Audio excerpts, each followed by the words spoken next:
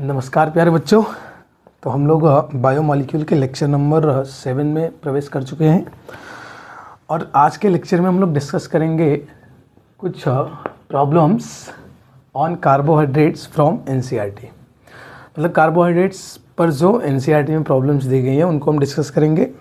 इसके बाद हम लोग एक सेपरेट लेक्चर बनाएंगे जिसमें हम सारे चैप्टर के प्रीवियस ईयर क्वेश्चन डिस्कस करेंगे। ठीक है, तो चलिए स्टार्ट करते हैं आज का सेक्शन। तो प्रॉब्लम डिस्कस करने के लिए हमने ले लिया है नोट्स। बाकी क्वेश्चन आपके लिए स्क्रीन पे चलता रहेगा और नोट्स अगर आपके पास है तो अच्छी बात है। तो सबसे फर्स्ट क्वेश्चन जो कह रहा है वो कह रहा है ग्लूकोज और sucrose are soluble in water but cyclohexane और benzene that is simple 6 membered ring compounds are insoluble in water. कह रहा है ग्लूकोज के पास 6 कार्बन है और पायरेनोज स्ट्रक्चर अगर आपने देखा हो तो रिंग फॉर्म में एग्जिस्ट भी करता है। सेम एज सुक्रोज क्या होता है, डाइसैकेराइड्स होता है ग्लूकोज और फ्रक्टोज का ग्लाइकोसाइडिक लिंकेज के थ्रू दो रिंग होती हैं उसमें। अगर आप साइक्लोहेक्सेन या बेंजीन को देखेंगे तो इसमें भी 6 कार्बन होते हैं, उनकी रिंग होती है, मगर वो दोनों वाटर में सॉल्युबल नहीं होते हैं, जबकि ग्लूकोज और शुगर ईजिली ही डिजॉल्व हो जाती है वाटर के अंदर। पूछ रहा है क्यों। द रीज़न है ग्लूकोज और सुक्रोज में ठीक ठाक नंबर ऑफ OH यानी हाइड्रोक्सी ग्रुप प्रेजेंट होते हैं, जिसकी वजह से ग्लूकोज हो या सुक्रोज हो या फ्रक्टोज हो या गैलेक्टोज हो, मतलब जितने भी लगभग कार्बोहाइड्रेट्स होते हैं डाइसैकेराइड्स या मोनोसैकेराइड्स, वो ईजिली वाटर में डिजॉल्व हो जाते हैं, क्योंकि उनके पास जो ज़्यादा नंबर ऑफ OH आयन होते हैं, OH ग्रुप होते हैं, वो क्या करते हैं, हाइड्रोजन बॉन्डिंग करते हैं। तो due to extreme hydrogen bonding. तो फर्स्ट क्वेश्चन का आंसर क्या है, ड्यू टू एक्सट्रीम इंटरमोलिकुलर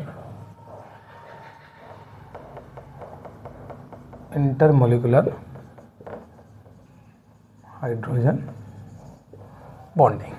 ठीक है, चलिए नेक्स्ट क्वेश्चन कह रहा है कि what are the expected products from hydrolysis of lactose. Lactose का अगर आप हाइड्रोलिसिस करेंगे तो क्या प्रोडक्ट आप एक्सपेक्ट करोगे। तो लैक्टोज के हाइड्रोलिसिस से क्या बनता है, गैलेक्टोज और ग्लूकोज। लैक्टोज का हाइड्रोलिसिस अगर हम करेंगे H3O+ लिखेंगे तो हम क्या लिखेंगे, galactose beta D galactose and beta D glucose. Beta D, ये फर्स्ट का आंसर है, ये सेकंड का आंसर है। Beta D glucose and beta D galactose, या फर्स्ट हम बोलते हैं beta D galactose and beta D glucose, ये आपका प्रोडक्ट होता है लैक्टोज का। ठीक है, नेक्स्ट कह रहा है कि how do you explain the absence of aldehyde group in the penta acetate of D glucose. कह रहा है कि जो पेंटा एसीटेट होता है डी ग्लूकोज का, उसमें एल्डिहाइड ग्रुप अब्सेंट है, इस बात को आप कैसे एक्सप्लेन करोगे। तो बहुत ही सिंपल है, हम ये कह देंगे कि जो पेंटा एसीटेट ऑफ ग्लूकोज होता है वो हाइड्रोक्सिल अमीन के साथ कोई रिएक्शन नहीं करता है, ऑक्साइम का फॉर्मेशन नहीं करता है, इसलिए हम क्या कहते हैं कि उसमें एल्डिहाइड ग्रुप क्या है, अब्सेंट है। अब असल बात क्या है, क्या सच में एल्डिहाइड अब्सेंट है, तो आंसर है नहीं, एल्डिहाइड असल में अब्सेंट नहीं है, फ्री एल्डिहाइड अब्सेंट है। Free aldehyde in the sense कि जो एल्डिहाइड फ्री होना चाहिए किससे रिएक्ट करने के लिए, तो हाइड्रोक्सिल अमीन से रिएक्शन करने के लिए या उन रिएजेंट के साथ रिएक्शन करने के लिए जो एल्डिहाइड के साथ रिएक्ट करते हैं, वो फ्री नहीं है। क्यों नहीं फ्री, क्योंकि वो ऑलरेडी साइक्लिक फॉर्म में जब एग्जिस्ट करता है तो वो जो फर्स्ट कार्बन का CHO होता है वो 5th कार्बन के OH के साथ मिलकर एक रिंग फॉर्मेशन करता है, जिसको हम हेमी एसिटल कह सकते हैं, क्योंकि OH के साथ रिएक्ट कर रहा है। आपने पढ़ा होगा aldehyde ketone and carboxylic acid वाले चैप्टर में कि जब एल्डिहाइड अल्कोहल के साथ रिएक्ट करता है, OH के साथ रिएक्ट करता है, तो जो कंपाउंड बनता है उसको हेमी एसिटल कहते हैं। 2 OH आ जाए तो एसिटल कहते हैं। यहाँ पे सिंगल OH के साथ सिंगल रिंग बनाई थी उसने, तो हेमी एसिटल कहेंगे। तो क्योंकि फ्री एल्डिहाइड ग्रुप अब्सेंट है, तो आंसर हम क्या देंगे, because of not reacting with hydroxyl amine that is NH2OH, या ये भी लिख सकते हैं कि because it does not form oxime. Oxime क्या होता है, जब NH2OH के साथ रिएक्शन होती है। तो ठीक है, आगे बढ़ा जाए। नेक्स्ट क्वेश्चन कह रहा है कि व्हाट आर मोनोसैकेराइड्स। मोनोसैकेराइड्स क्या होते हैं, monosaccharides are the simplest carbohydrate. क्या होते हैं, simplest carbohydrate which can not be further hydrolysed.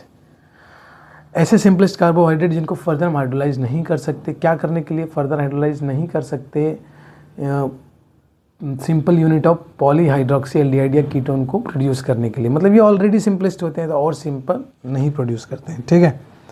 Next कह रहा है water reducing sugar. Reducing sugar क्या होता है? तो रिड्यूसिंग शुगर जनरली उन डाइसैकेराइड्स को कहते हैं जो माइल्ड रिड्यूसिंग एजेंट की तरह एक्ट कर सकते हैं, मतलब माइल्ड ऑक्सीडाइजिंग एजेंट्स के द्वारा क्या हो जाते हैं, खुद रिड्यूस हो जाते हैं, ऑक्सीडाइज हो जाते हैं, खुद ऑक्सीडाइज हो जाते हैं, मतलब सामने वाले को रिड्यूस कर देते हैं। जनरली इसका मतलब क्या है, जिनके पास फ्री एल्डिहाइड या कीटोन ग्रुप होता है, प्रेजेंट होता है, तो कह सकते हैं कि the disaccharides which have free aldehyde और ketone group to reduce the mild oxidising agent like bromine water, Fehling reagent, Tollen reagent, ठीक है।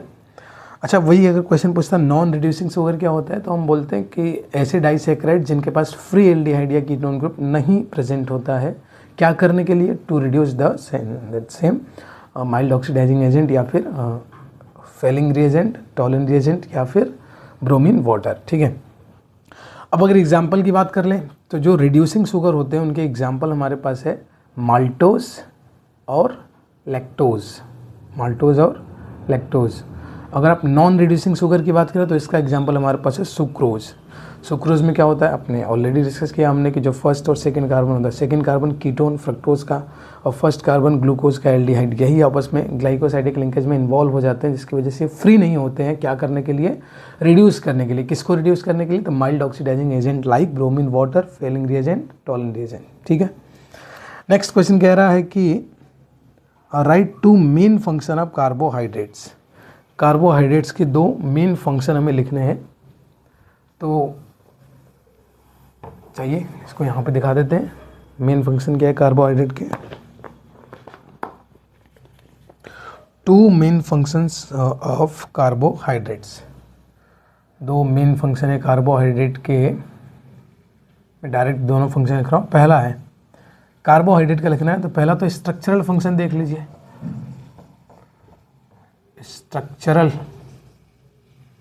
फंक्शन।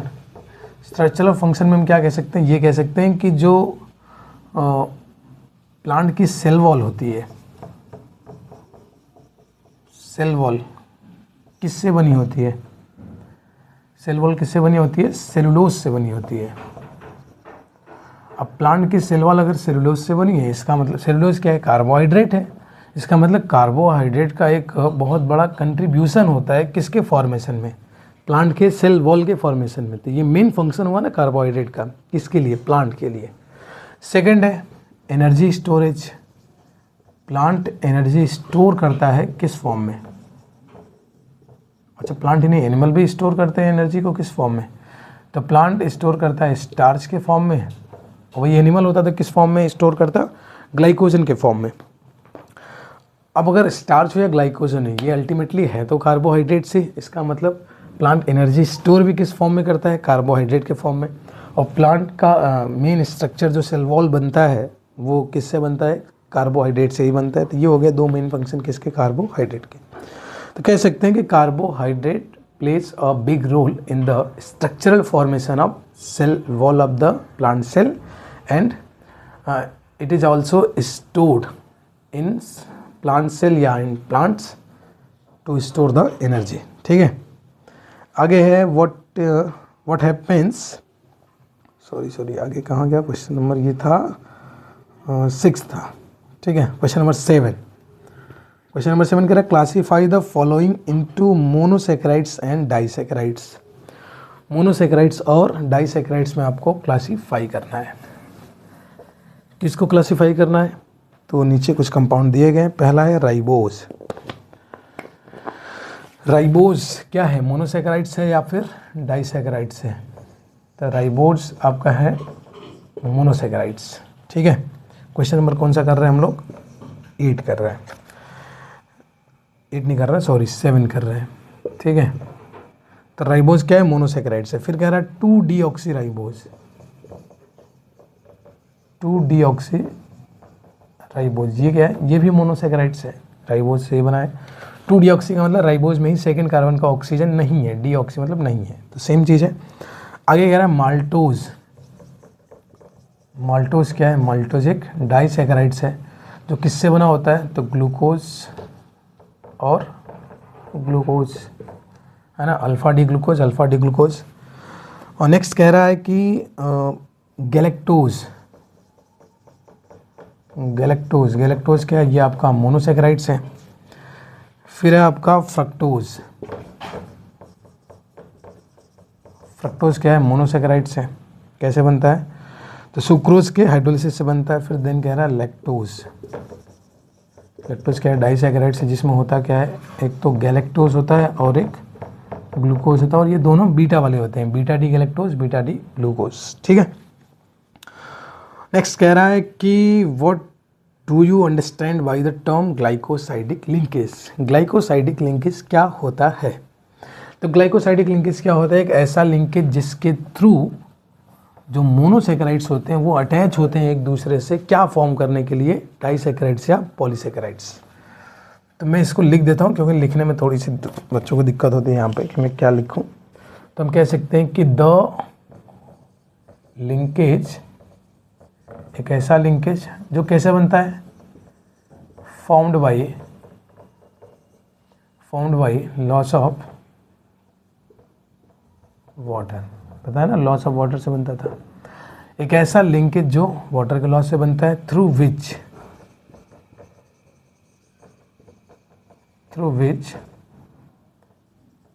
मोनोसैकेराइड्स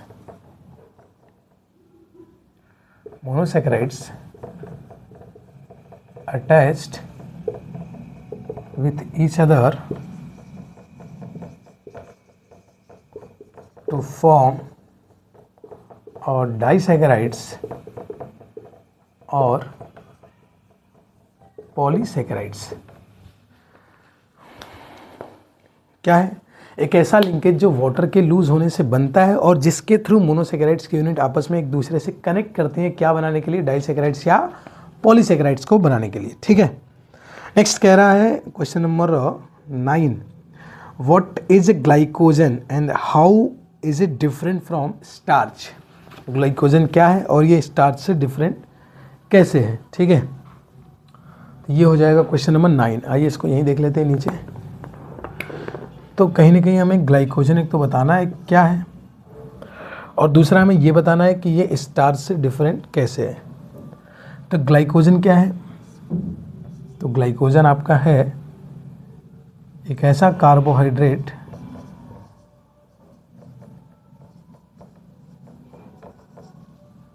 जो स्टोर होता है। किसमें स्टोर होता है? Which stored in animals including human being. कह रहे हैं कि जो कार्बोहाइड्रेट स्टोर होता है किसके अंदर? एनिमल के अंदर। अच्छा, कहाँ पे स्टोर होता है? ये भी ध्यान रखें, mainly in liver and muscles. Liver और मसल में जिसको फैट बोलते हैं ना हम, वो होता है।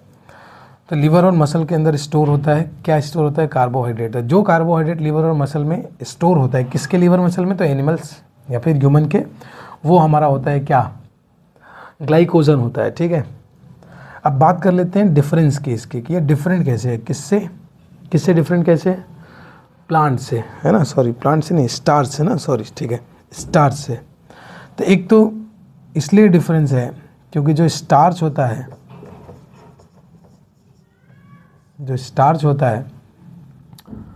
वो आपका होता है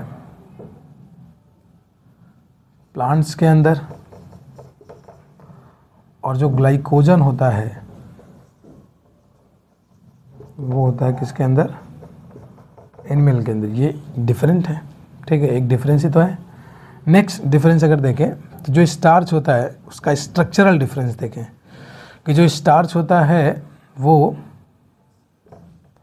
2 फॉर्म में एग्जिस्ट करता है, एमाइलोज और एमाइलोपेक्टिन। एमाइलोज और एमाइलोपेक्टिन, जिसमें एमाइलोज क्या होता है, स्ट्रेट चेन होता है, और एमाइलोपेक्टिन क्या होता है, एमाइलोपेक्टिन क्या होता है, ये ब्रांच्ड होता है। मगर अगर इसकी बात करें तो ये एक ही फॉर्म में एग्जिस्ट करता है, वो है ब्रांच्ड फॉर्म। दूसरी बात, अगर ये बात करें ब्रांच्ड फॉर्म में एग्जिस्ट करता है, ये भी ब्रांच्ड है। अच्छा, एमाइलोपेक्टिन से सिमिलैरिटी, इसलिए हम इसको एनिमल स्टार्च भी कहते हैं, मगर यहाँ पे हमें डिफरेंस बताना है। तो ये जो इसकी जो ब्रांचिंग होती है, ये मोर देन अमाइलोपेक्टिन होती है, ध्यान रखिएगा इस बात को। अमाइलोपेक्टिन से ज़्यादा ब्रांच्ड होता है ये। कौन कौन? ग्लाइकोजन। तो ग्लाइकोजन होता है वो अमाइलोपेक्टिन से सिमिलैरिटी तो रखता है, बस सिमिलैरिटी ही रखता है, उसकी ब्रांचिंग अमाइलोपेक्टिन से कहीं ज़्यादा होती है, कहीं ज़्यादा कॉम्प्लेक्स होती है, ठीक है। तो ये बात हो गई किसके डिफरेंस की बात हो गई। एक तो कहाँ पे पाए जाते हैं, तो स्टार्च पाया जाता है प्लांट्स के अंदर, और ग्लाइकोजन कहाँ पाया जाता है, एनिमल के अंदर। दूसरा कि जो स्टार्च होता है उसके स्ट्रक्चर को देखें तो उसमें स्ट्रेट चेन भी पाई जाती है और ब्रांच चेन भी पाई जाती है, जबकि ग्लाइकोजन के अंदर ब्रांच चेन ही पाई जाती है, जो कि उसके ब्रांच चेन यानी अमाइलोपेक्टिन से ज़्यादा ब्रांच्ड होती है, ठीक है। नेक्स्ट क्वेश्चन नंबर 10 कह रहा है कि what are the hydrolysis products of sucrose and lactose. तो इसको ओरली हम लोग देख लेते हैं। सुक्रोज का अगर आप हाइड्रोलिसिस करेंगे तो क्या मिलता है आपको, एक तो अल्फा डी ग्लूकोज मिलेगा, दूसरा बीटा डी फ्रक्टोज मिलेगा। अल्फा डी ग्लूकोज और बीटा डी फ्रक्टोज। नेक्स्ट है लैक्टोज। लैक्टोज के हाइड्रोलिसिस से क्या बनता है, तो बीटा डी गैलेक्टोज होता है और फिर बीटा डी ग्लूकोज होता है। Beta D galactose, beta D glucose. Next कह रहा है कि what is the basic structural difference between starch and cellulose. Starch और सेलुलोज की बात कर रहा है यहाँ पे, तो आइए बेसिक स्ट्रक्चरल डिफरेंस बताना है ना। तो क्वेश्चन नंबर ये हो जाएगा आपका, क्वेश्चन नंबर है 11, ठीक है। स्टार्च और सेलुलोज के बीच में बेसिक डिफरेंस, वो भी स्ट्रक्चरल डिफरेंस, ठीक है। मैं यहाँ पे लिखता हूँ स्टार्च और यहाँ पे लिखता हूँ सेलुलोज।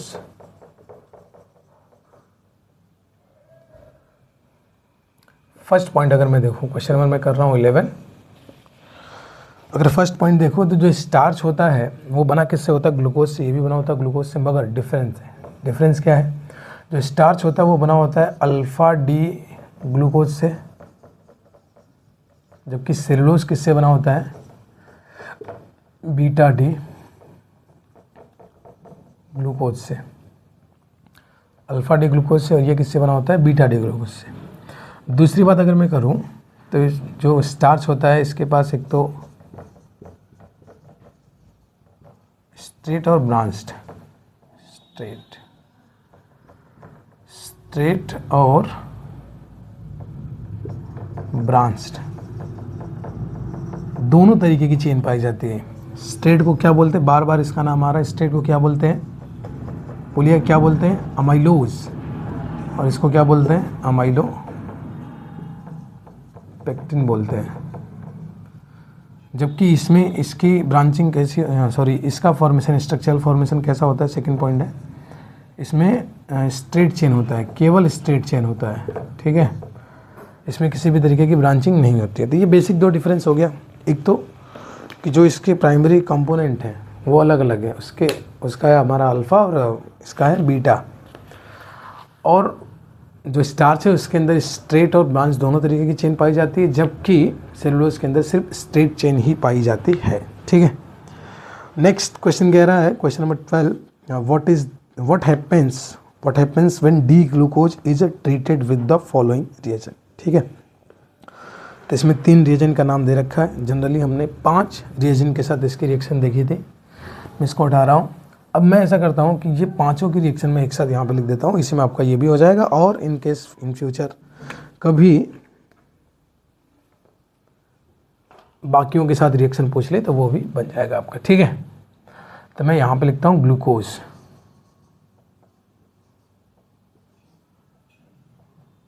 ग्लूकोज कौन सा ग्लूकोज है, डी ग्लूकोज है, आपको बताइए डी ग्लूकोज कहते हैं इसको।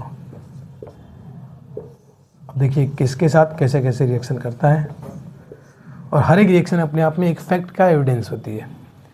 जैसे फर्स्ट रिएक्शन अगर मैं देखूं इसकी HI के साथ, तो क्या देता है, एन हेक्सेन देता है।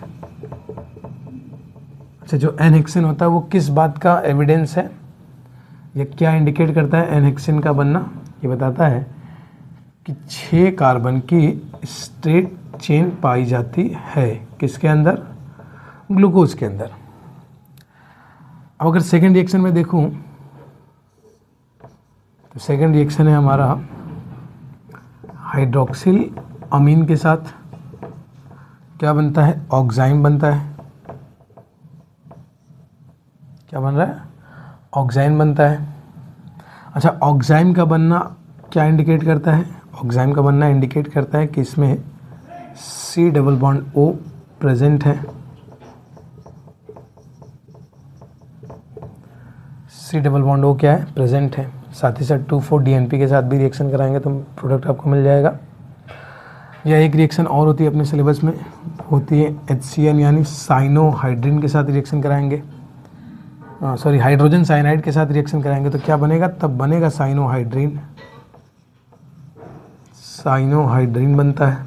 क्या इंडिकेट करता है ये भी सेम इंडिकेट करता है कि C डबल बॉन्ड O क्या है, प्रेजेंट है। ठीक है। अब इसके बाद अगर इसकी रिएक्शन आप कराते हो किसके साथ, ब्रोमीन वाटर के साथ कराते हो, तो ब्रोमीन वाटर के साथ रिएक्शन करके ये क्या देता है, ग्लूकोनिक एसिड देता है। स्ट्रक्चर कैसे बनाते हैं, CHO को COOH में कन्वर्ट कर देंगे।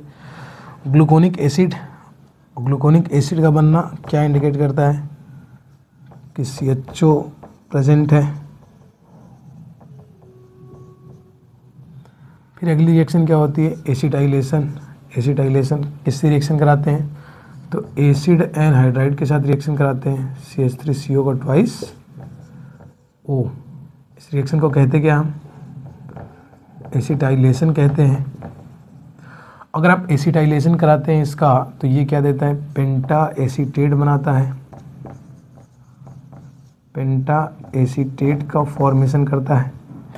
और पेंटा एसीटेट का फॉर्मेशन किस बात को इंडिकेट करता है, ये इंडिकेट करता है कि 5OH eight 5 different carbon present है किसके अंदर, ग्लूकोज के अंदर। इसके बाद अगर अगला रिएक्शन देखें वो है कंसनट्रेटेड HNO3 के साथ रिएक्शन, क्या देता है, तो सैकरिक एसिड देता है। सैकरिक एसिड का फॉर्मेशन किस बात को इंडिकेट करता है, ये इंडिकेट करता है कि 1 out of 5OH is primary, that is 1 degree.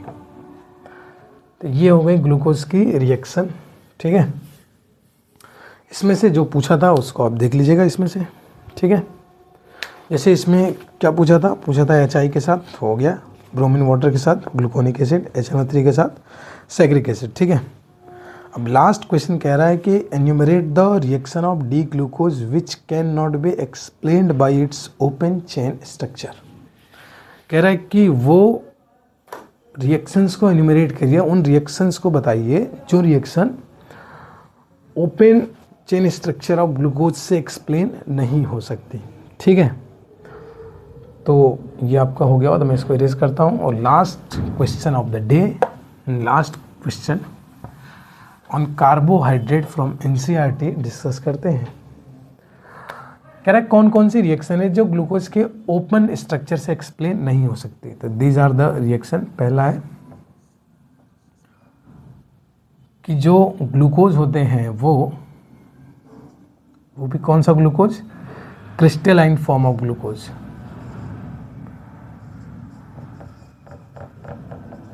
Crystalline glucose क्या नहीं करता है, तो एक तो सिफ टेस्ट नहीं देता है,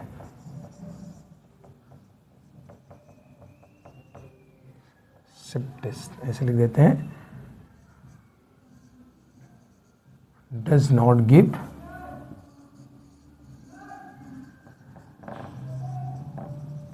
सिफ सिर्फ टेस्ट नहीं देता, और कौन सा टेस्ट नहीं देता है, इसके अलावा 2,4-DNP टेस्ट भी नहीं देता है।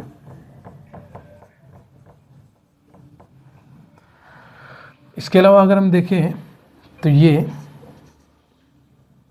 Does not form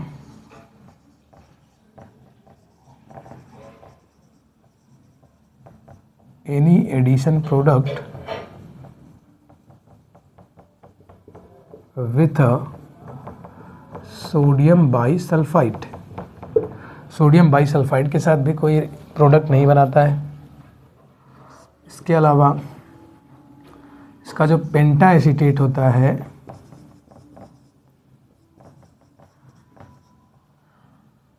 penta acetate of glucose does not react